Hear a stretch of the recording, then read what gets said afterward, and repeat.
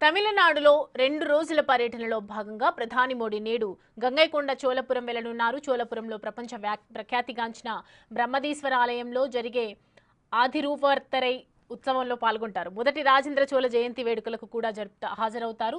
చోళ చక్రవర్తి రాజేంద్ర చోళుడు నిర్మించిన ఈ ఆలయంలో నేడు ఆషాఢ ఆరుద్ర మహోత్సవాలు నిర్వహించనున్నారు. గత 4 ఏళ్లుగా తమిళనాడు ప్రభుత్వం ఈ వేడుకలను నిర్వహిస్తోంది.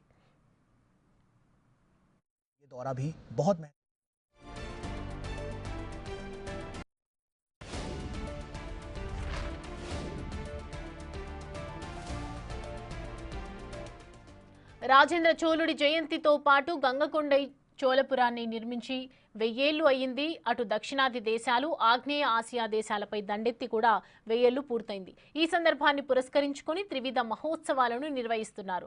రాష్ట్ర వ్యాప్తంగా ఈ వేడుకలకు ఎంతో ప్రాధాన్యత ఉండటంతో ప్రధాని మోడీ ఈ వేడుకలకు హాజరవుతున్నారు. ప్రధాని మోడీ పర్యటన సందర్భంగా గంగకొండ వద్ద భారీ భద్రత ఏర్పాటు చేశారు.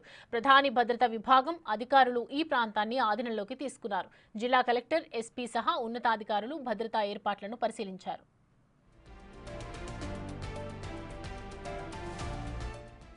2వ రోజుల పర్యటనలో భాగంగా శనివారం పలు అభివృద్ధి పనులకు ప్రధాని మోడీ శంకుస్థాపన చేశారు. తమిళనాడులోని తూత్తుకుడిలో 4800 కోట్ల అభివృద్ధి పనులకు శంకుస్థాపనలు, ప్రారంభోత్సవాలు చేశారు.